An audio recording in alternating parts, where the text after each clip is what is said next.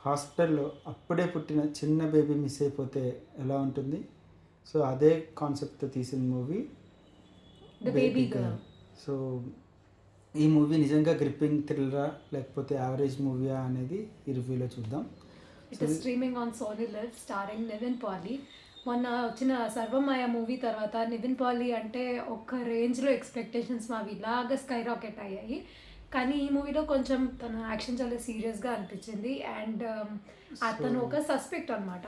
So, తన innocence prove చేసుకోవడానికి what he does అనేది మొత్తం సో, స్టోరీ అంతా. అందులో like starts with a disappearing of a small baby. అక్కడేంటంటే హి ఈజ్ అన్ అసిస్టెంట్ ఆ హాస్పిటల్‌లో. సో, దెన్ ఇమ్మీడియేట్‌గా న్యూ బోర్న్ మిస్ అయిన వెంటనే like suspicious as he is one of the attender తన మీద కూడా పడుతుంది.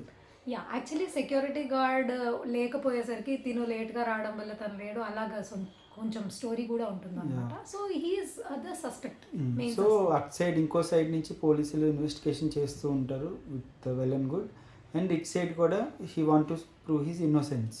సో, తను కూడా తిన సైడ్ నుంచి కూడా ఏమున్నాయి అని చెప్పి ట్రై చేస్తూ ఉంటాడు. సో, ఎవరు కిడ్నాప్ చేశారు బేబీని? నిజంగానే మన హీరో ఇన్నోసెంటా కాదా? అన్నదే ఈ స్టోరీ అంతా కూడా. Like the performance is so good and screen play కూడా చాలా బాగుంది. లైక్ పోలీసులు చేస్ చేయడం కానీ ఆ కాన్సెప్ట్స్ అన్నీ కూడా చాలా బాగున్నాయి.